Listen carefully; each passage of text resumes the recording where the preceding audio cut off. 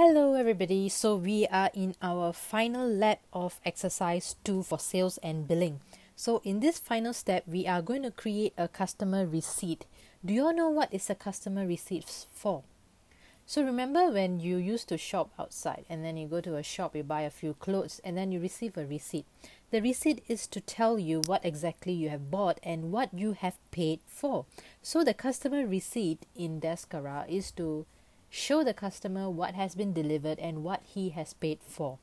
This is why the receipt is very important, because it acts as a documentation to prove what was delivered and what was paid for. Alright, so let's go into the steps that's required to generate this customer receipt. So first things first, I'm going to do a little housekeeping and close all my tabs. Okay, and then next step is we are going to navigate to accounts receivable sales and then entry, and then after that we are going to go to customer receipt. And here you should be able to see the list of receipts that you have created before, and this is a new receipt you're going to create, so let's click on create new. So once you have done that, you should be able to see something different in the format. That's right, this is not the usual format you used to see before, so just be careful when you are entering the details. So first things first, sequence format should be NA, and after that you can give a unique receipt number. So I'm going to label mine RS2 and then my unique identifier, and then I'm going to use V4 because I've created this before. So if you have not created this, you can use V1.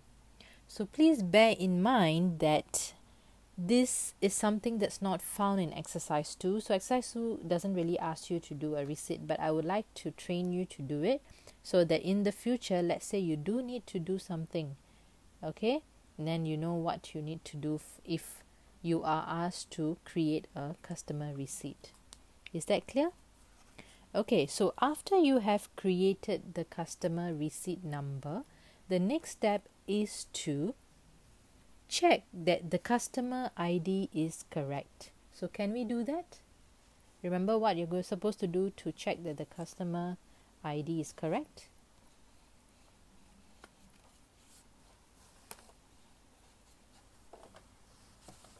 That's right, you need to look at customer name.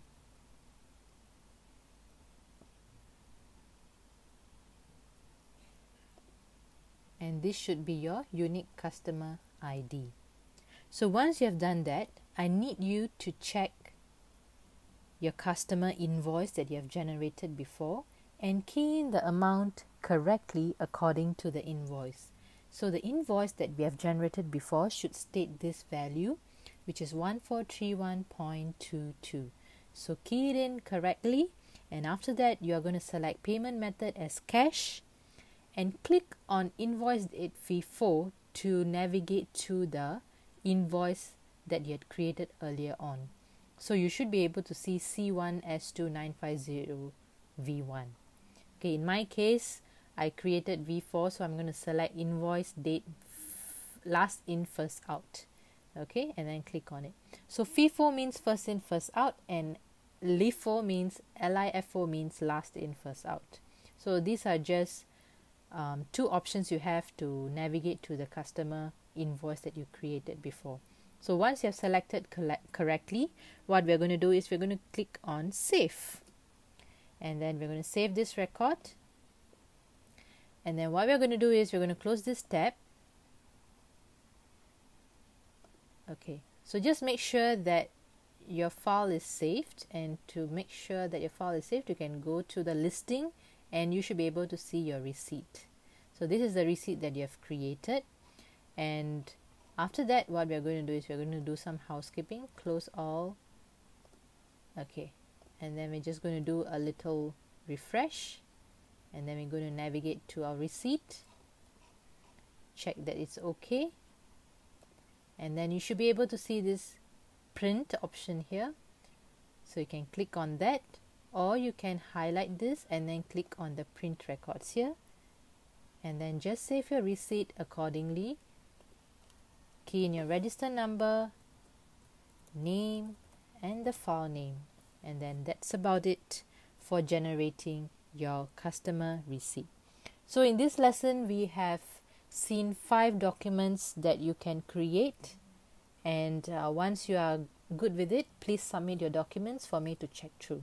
And with that, we end sales and billing exercise number 2, and I'm very sure you receive a round of applause for putting in the effort to get this done.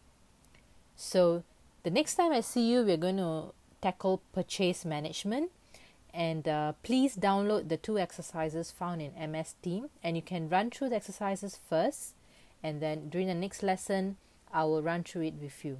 Alright guys, okay, stay safe, and I'll see you again later. Bye guys.